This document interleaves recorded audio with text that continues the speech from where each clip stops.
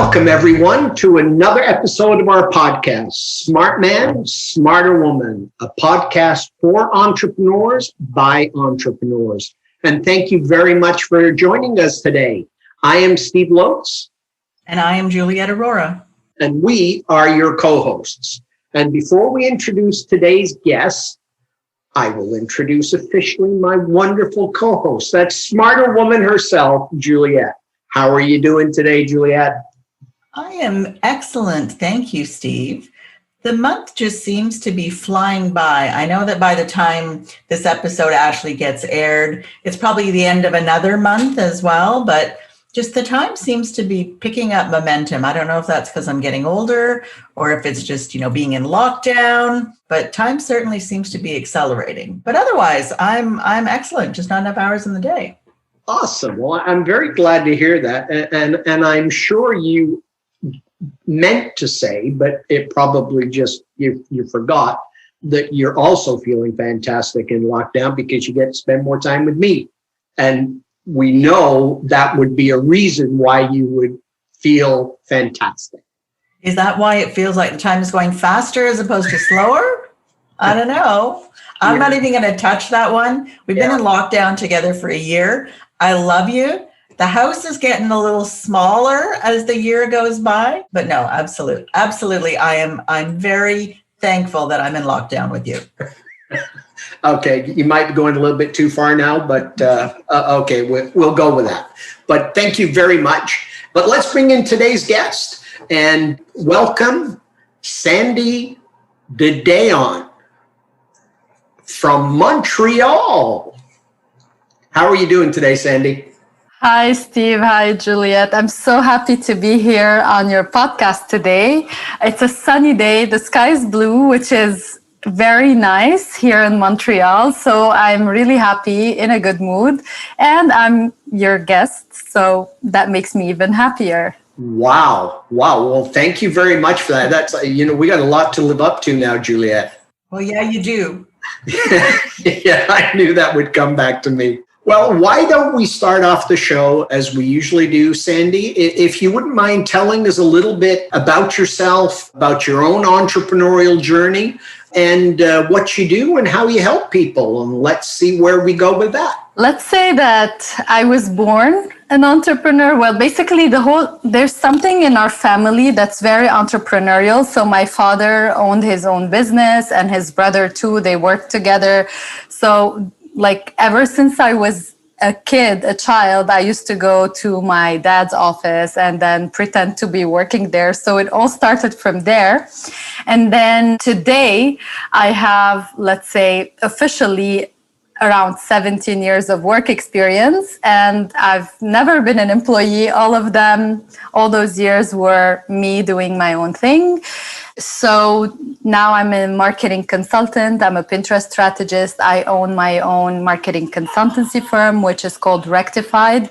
We work with small and medium businesses. We offer them different marketing related services such as marketing strategy, social media strategy, management, email marketing, Pinterest marketing. And recently we added websites and brandings to the list of our services. So it's slowly and gradually expanding. We do show our clients a 360-degree view of all their marketing needs. This goes in our consulting package. And then whatever we can help them implement, we help them, or we work with other business partners who may help them. For example, in the case of SEO, we don't do SEO, but I do recommend other people who can help them with SEO. But we just like to give them a screenshot of everything they need or everything that they're not doing in their small businesses. The main idea is that small business owners, startup owners, entrepreneurs, they have a product or a service that they want to offer, but they don't know much. Maybe they don't come from a business background. Maybe they're, engineers, or they're coders. They're creating a certain app. So they don't know much about this. And this is where we come to help them and assist them in marketing their business to the public. Awesome. Yeah. So it's interesting that most of the guests that we've had, and we all of our guests have been entrepreneurs in some stage or another. And it's interesting that I and correct me if I'm wrong, Steve, but I think that you are our first entrepreneur who never worked for someone else and has always been an entrepreneur. I don't believe that's typical. Usually, yeah. Off the top of my head, I don't recall anyone else with that similar background. It's usually they work for someone else and then discovered either they were not a very good employee or just had this entrepreneurial spirit that they wanted to start their own thing. So I guess we do have to ask the question, why did you never even try to work for someone else? Or well, I worked for my father, if that counts. But still, it was more entrepreneurial than a structured system. So ever since, I don't know, I think I'm the only one. We're 3 children in our family. I have 2 other sisters. So the 2 of them are not like me, but I'm the only one who did exactly what my father did. Maybe it runs in the family. I also have cousins who are similar. Like there's always something within us that tells us you need to do something more. You need to grow. You need to, I don't know, I cannot just be in one box. And that's very important. Like I said, I like to have an overall view of everything and try to do a bit of everything. This is who I am. And I always have like ideas that are boiling in my brain and I need to do more and more and more. And to be completely honest and transparent, having a father who is an entrepreneur has helped me a lot in my journey. Like he didn't say, no, go be an employee in a bank, or not that banks are bad, but it's more like the traditional route. The only thing that he and my mom also pushed me to do is to study. It's not just to go on an entrepreneurial journey like on a whim. But I did go to university. I did my BA. I did a master's degree. And then even recently in 2016, I did an MBA. And I always work on myself with certificates, with a lot of new things. For me, this helps me a lot in learning more, working on myself, becoming a better entrepreneur, a better business owner, and not just like going with my idea and doing anything. So I'm more of a structured entrepreneur than, those, who have an idea and they just want to do it. Okay. But I wonder how much of that is because if your father was an entrepreneur and you grew up in that environment, you knew what you needed to learn. And what a lot of entrepreneurs don't know is they don't know where to start. And so then they go in and start their business, where you would have seen, well, here's what works, here's what doesn't, here's what I need to learn so that I can be successful. So certainly it would have given you an advantage growing up in that environment that you would have been able to see it. Yes and no. We still do mistakes. So I worked in our family business. Well, I took over at some point, and it was more of an entrepreneurial journey. I did new ideas. I created new things in the business. But then, let's say a few years ago, I went on another venture because I just needed a fresh start. I moved to Canada. So I was in Lebanon before. I moved to Canada and I'm like, this is a fresh start. I did my MBA here. And then I'm like, I want to follow my passion. And I'm someone who's crazy about fashion. It's like, it's a pure passion of mine. And then I wanted to venture there. But a lot of circumstances happened and I didn't plan the whole thing. I just focused on my product, and what I preach, I didn't do. So it was just a crazy few years in my life. And I just went on a whim and I did something and I failed, and I'm not afraid of saying that I failed. So we still, no matter how much we know, we still fail sometimes, and it's not wrong. It's just very important to just get back on our feet and then continue and maybe pivot or do something else. Yeah. Well, and we also have a saying that there is no such thing as a failure. There are victories and there are learnings. Exactly. And those are the only 2 things that exist. And sometimes what become victories later resulted from our greatest learnings. Exactly. And we all, what is it? Someone said that the only people who never fail are those that never do anything at all. So, it's, I wouldn't worry about that too much, but I do have to ask, I mean, you talked about, your dad's business, you talked about your education, and you talked about your passion for fashion. Yes. How did you end up in marketing? Well, this is what I studied. I've done marketing my whole life, like since day one, even in our family business. This is what I started with. At university, I specialized in marketing. I love it. It's also another passion of mine. It's like, when you start university and you don't know anything, I just started, okay, I'm going to do business administration. And I went, and you take all these introductory courses and you don't know which one to choose because you're lost. I was 18 at the time, and I didn't know. And then I took my first marketing course, and that was it. I'm like, this is it. I love it. And I started taking all those courses, and that's how it started. And I've done this since then. I never stopped. Okay. And marketing is probably one of the areas for most small businesses that either they do really well or they don't do it all. Or I guess maybe even they do it poorly or think that they're doing it well. Maybe that's a better, and especially with digital, I think digital has shifted the landscape completely. It used to be that you'd put an ad in the yellow pages, or you'd get a billboard, or you get your business name on the side of a bus, or put an ad in the newspaper. There were very traditional roles, and it was pretty much that you knew this is how I market. And digitally, it has changed everything so fundamentally. And we hear all the time, well, digital marketing doesn't work. I spend all this money on things, and it doesn't get me anywhere, and no one ever comes to my website. And so I think the marketing is certainly a challenge for a lot of businesses, and it can fundamentally affect whether or not you're successful or not. So where would you, if we have a business owner in our audience, let's not do startup, let's do that they've been in business for 5 years. Where would you tell them to start? So it's very interesting what you just said.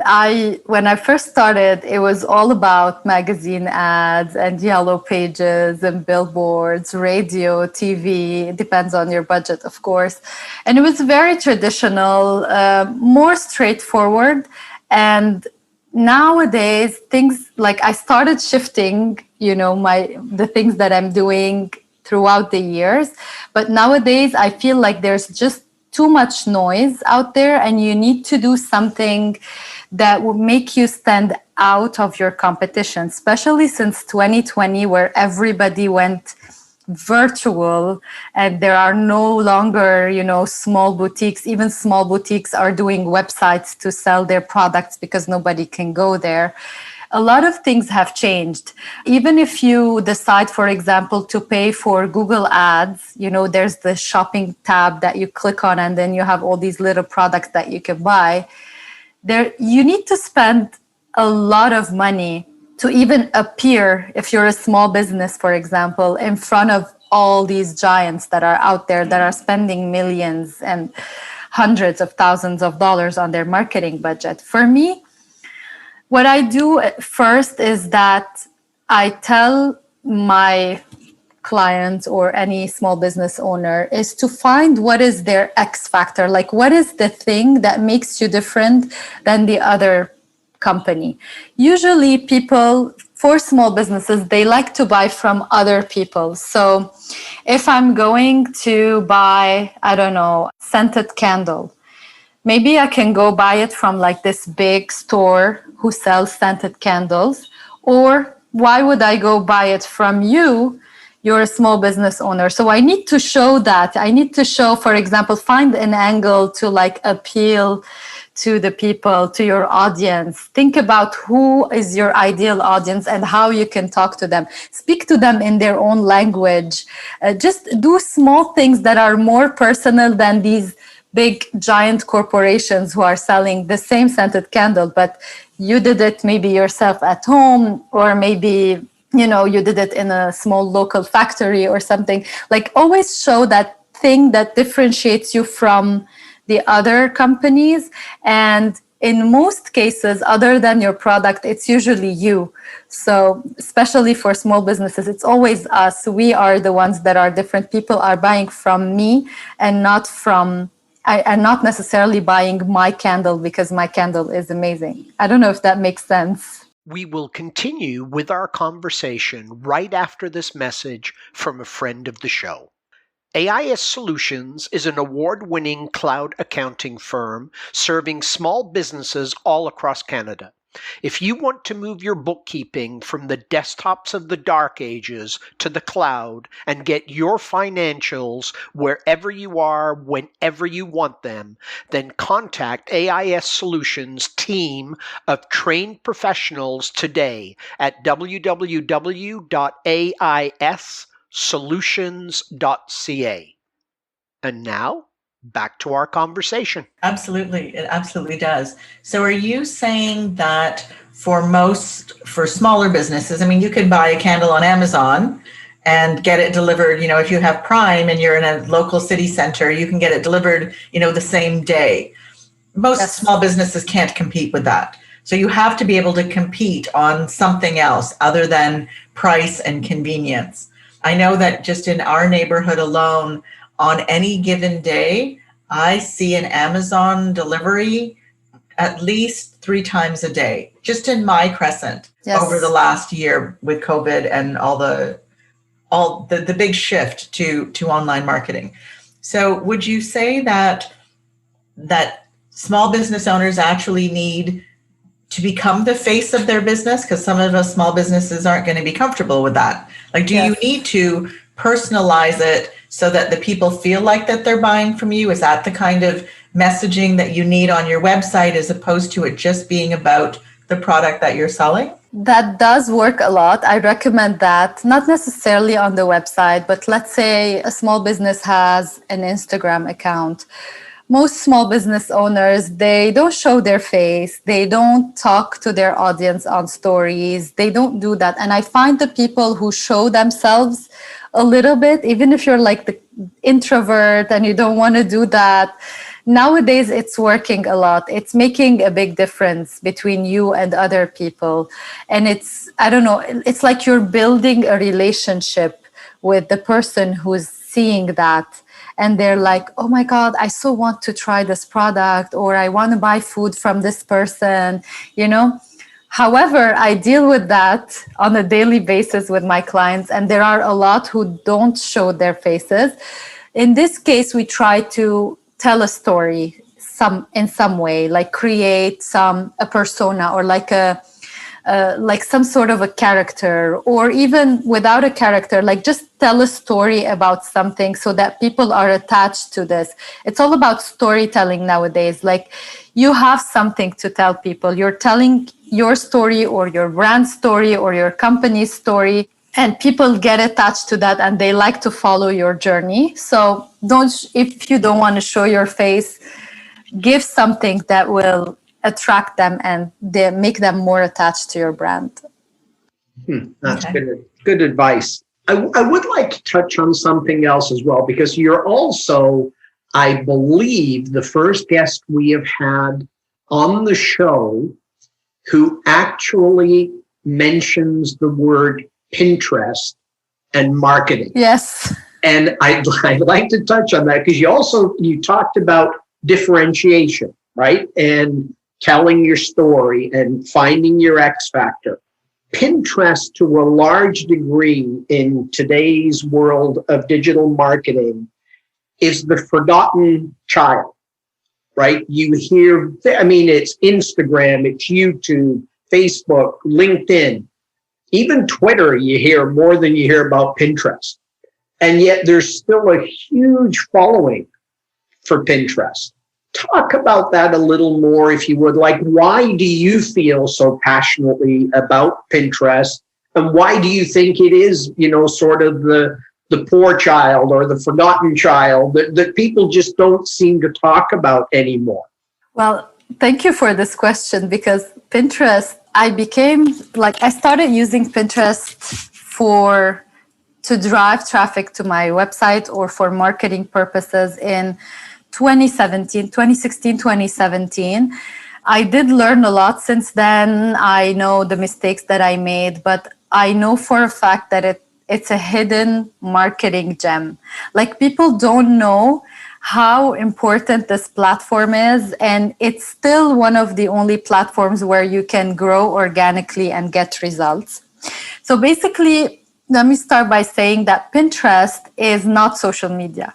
So for all those people who think that Pinterest is social media, it's not. It is a visual search engine. So it's the third largest search engine after Google and YouTube. So on YouTube, you look for videos. On Pinterest, you look for images of things.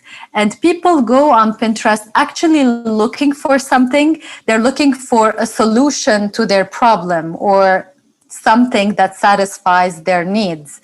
So I go on Pinterest, for example, I don't know, I want to decorate my bedroom. So I start creating all those boards about, I don't know, frames, flowers, sheets, chairs, I don't know, whatever it is that goes in a bedroom. And then think about it from the business side. What are these people pinning? They're pinning these businesses' products because these businesses have put their products out there on the platform. They pinned those images, and then other people are creating these boards. So pinners, in their nature, they click on those pins and they always go to the website. Most of the time, like, so many people buy from you at the end of the day. So if you look at it from this point of view, it's really interesting for a company to have an account on Pinterest. And nowadays it's growing like crazy. And Pinterest last year went public, and they're creating all those new things for businesses, of course, because they need to make more money. They're public now. But it's very interesting for you to go there and then pin all your products, pin your blog post, and it will drive crazy traffic. Like, after 3 to 4 months, you're going to start seeing crazy traffic to your website. And the more you pin, the more, like, there's a snowball effect that's happening. And then there's always traffic that comes to your website on autopilot, and you don't even have to do a big effort for that. And eventually people will convert.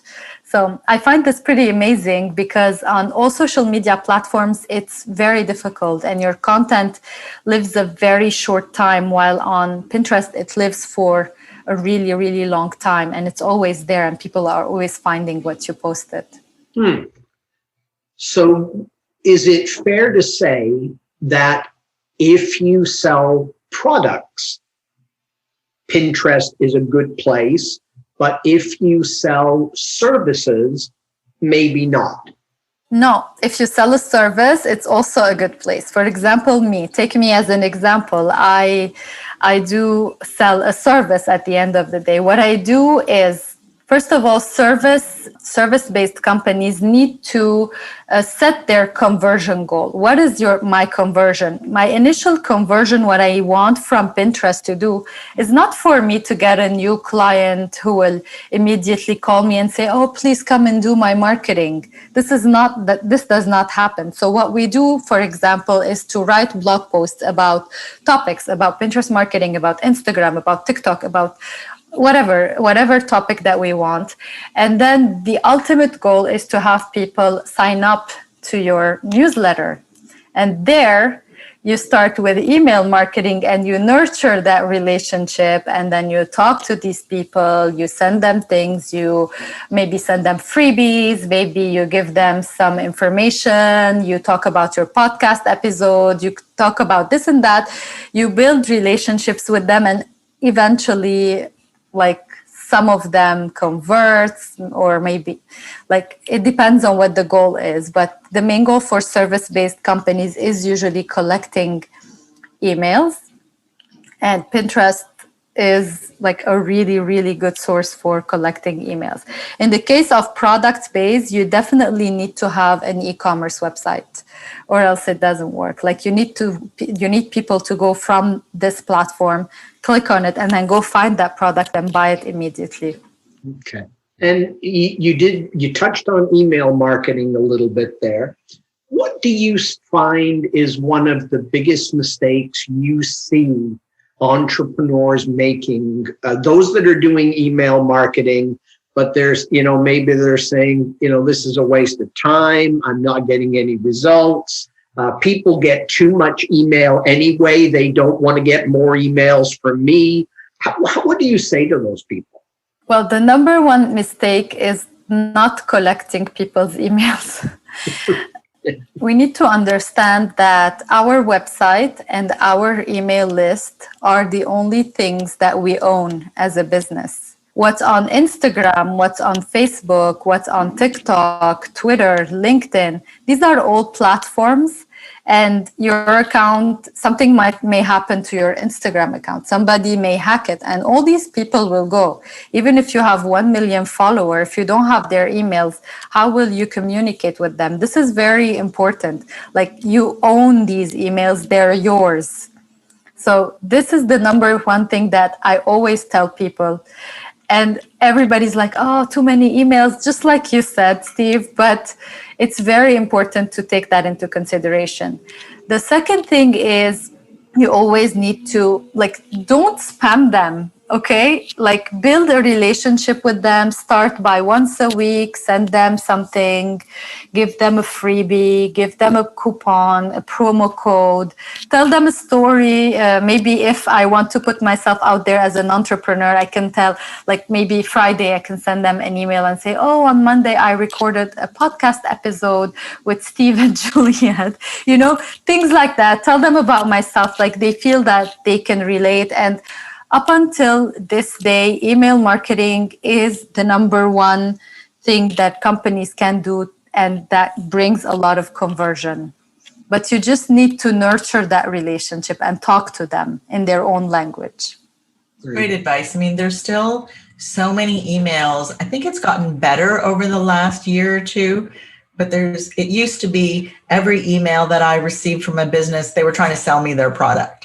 And I've seen that has changed. I think that message has gotten out that you can't sell me in every single email because I'm just going to unsubscribe. So no, I think that's great advice about telling a story and getting them to connect with you and building a relationship. Yeah, everything is about that. Whether you're on social media, whether you're writing blog post, whether you're email marketing or anything that you're doing, you always have to tell a story. Like today on this podcast or other people's podcast, people are interested in this. They relate to you. They feel like, oh my God, I feel like this brand is so, it means something to me. And then I go and buy often from there. You have to relate to something. It's not just pushing products anymore. Consumers have become smarter, and you cannot just push something to them. Like in the old days, we had those magazine ads where they tell you, this detergent will clean your house in 2 seconds, and then you go and buy it and it doesn't clean. You can't do that anymore. You have Twitter armies on Twitter. You have people who will tell the truth. You have reviews. You cannot fool people anymore like in the old days. So just be transparent and tell your story, and people will follow. Yeah, again, great advice. I don't think that ever goes out of date, right? That, no matter what kind of business you have, no matter how big your business gets, people still want to do business with other people. Exactly. We have all this technology, but, we have Zoom, right? And we can meet virtually. But what is the one thing everybody talks about that they miss? It's being in the same room with someone else, right? I mean, we're people, and we need that. And if the last year has taught us anything, it has certainly taught us that is more true than ever, that regardless of how awesome the technology becomes, we still need human interaction, human conversation, and certainly that's true about marketing. Exactly. One question I would love to ask you, what do you love about what you do right now? Because Everything. You're very passionate about it and very, I love doing this. What do you love about what you do? I love everything. I love to see the transformation. I love to see how you go from 0 to 100,000. I love to see how people start making more money. I love to see changes, it changes everything. And I like to help that. And I like to also show people like, yes, you have a great idea, but let me help you, because you can make your idea even better, with all these little tricks. Like, it's small tricks, and everything I've learned in the past 17, almost 18 years. I like to teach people that too, I like to tell them, like, please do this, please do that. Sometimes I just like give away free advice. For me, the important thing is to make an impact and to see this change while doing something that I love, because I love creating. I love, like, so for me, it becomes just like, like a game, it's like a puzzle. Like, I'm enjoying every single day that I'm doing this. So yeah, why not? Absolutely. Excellent. Well, that brings us to the part of the show that is certainly one of my favorite parts, and that's where we ask every guest the same 6 questions, and we see where that leads us. So if you are ready, Sandy, I would like to get started. Yes, let's do this. Perfect. What one word best defines an entrepreneur? Ooh, one word: courage, I say, because it is a very difficult path. It is unstable. You don't know what's going to happen to you. And if you don't have the courage to just go for it and do it, and then learn from your experiences, your mistakes, and then redo and pivot and redo, like, you can't do it if you don't have courage. Okay, excellent. What profession other than your own would you like to attempt? I don't think I want to change anything. Like, I really love this. It's been a very long time since I didn't wake up every day. And how can I explain this? Like, I wake up every day and I don't say, oh, I need to work, Like, I wake up and I want to do things, and I wake up and I want to create things. And I think this is a good sign. Like, I think I found the right path in my life, the path that's making me happy. Awesome. What profession would you like never to attempt? I think I said that at the beginning of the podcast. I cannot be put in a box. So any kind, even in marketing, but like, let's say in a company where they tell me you only do Instagram, or you only do strategy, or you only do analytics, or, they just put me in one frame and you have to specialize in this thing. I can't do that. Like, even within marketing, but any other, like any type of business that puts me in a box, I can't do it. Perfect. What sound or noise do you love? Sound or noise? I do love the piano. I used to play piano for the longest time until I was about 16, 17. So it just calms me. And most of the time when I'm creating things, I just put like Chopin in the background and I start working. I just love it. Awesome. What book would you recommend for entrepreneurs to read? Well, so many books. What I'm currently reading, let's just say I'm going to tell you what I'm currently reading. I'm reading Superfans by Pat Flynn. It's very interesting. It's about, all those people who are crazy fans about, I don't know, a singer or a brand or an influencer, like the path that you should take to have like this amount of people who are crazy about you, and then eventually you can sell them anything you want, even if it's like a $300 candle or something. Yeah. But it's really interesting. Like, it's a mix of marketing and psychology, and how you can talk to these people so that you talk their language and they become like so crazy about you that they follow you wherever you go. Pat Flynn's a smart guy. Yeah. He's very interesting. Smart passive income guy, right? Yeah, sort of like, something like that. Yeah. And our last question, when your own entrepreneurial journey is completed, long, long, long time from now, what do you hope your legacy is? Interesting question. First of all, I don't think an entrepreneur's journey ends, because I've seen my father. He lived for 78 years, and up until the last day, he was still making plans, and he was thinking like what kind of business he will open in Canada, things like that. Right. So I don't think it ever ends, but just like I said earlier, no matter where this journey takes me, I would like to make an impact on people, and I would like to help small business owners and entrepreneurs and family businesses, because I've been in this my whole life. I was born in it, and I know how it is. I know that you may need some sort of an advice. You may need just like a tiny, hint or example of something that you can do. And I know that it feels lonely. This journey is a lonely journey, and you're alone creating these things. So if I'm able to create a very small impact in these people's lives, I would be very, very happy about it. Awesome. Great answer. And for those in our audience that would like to connect with you, what is the easiest way for them to do that?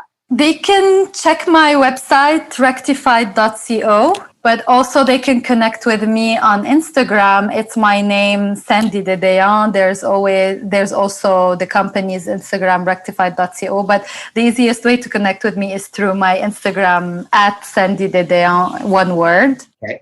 Yeah. I'm everywhere, all over social media. They can always find me. Perfect. Perhaps what I should do is give everyone the correct spelling of your last name. Yes, I will give you all the links. Maybe you can put it in the description. Yeah, no, we will have all of the links in the show notes. Amazing. Thank you. And before we conclude our episode, do you have any final thoughts you might like to share with our audience of entrepreneurs? I would say don't be afraid. If you want to do this so badly, just go for it. You will fail. Learn from those mistakes. Stand up again. Go, pivot, create something. Just like any other small baby who's trying to walk, he just falls and then walks again, and then falls and walks again. This is the journey. So just do it and don't be afraid. Yeah, that's a great analogy. Thank you very much. And what about you, Juliette? Do you have any final words? Just thank you very much, Sandy. You could, through the whole conversation, the audience can't see her. We're having a conversation where we can see her as well. Her face lights up as she's talking about all the things that she wants to do. And I think that's amazing. And you can hear the passion in your voice, but in your face, you can definitely see it. So for those in our audience that can't see her, you definitely want to give Sandy a call if you need help with your marketing, because you know that she's going to want to help you. So thank you very much, Sandy. We appreciate you coming on as the guest. Thank you for having me. Yeah, no, I absolutely agree. That brings us to our words of wisdom for this episode. And I thought I would share a quote this time from one of my marketing heroes, Seth Godin. And it's hard to find a bad quote by Seth. He has so many, but I've always loved this one, and that is, don't worry about finding customers for your products. Find products for your customers. I always thought that was very, very wise advice. So again, thank you very much, Sandy. Great job. Lots of great value for the audience. Thank you to my awesome co-host, Juliette. But most importantly, thank you to you, our audience, for giving us a listen. We hope you found some value. And if you did, we'd love it if you'd subscribe to the podcast. We're in all the regular places, Smart Man, Smarter Woman, on the website as well, smartmansmarterwoman.com. So thank you again. Until next time, take good care of yourself and those that you love. Bye for now.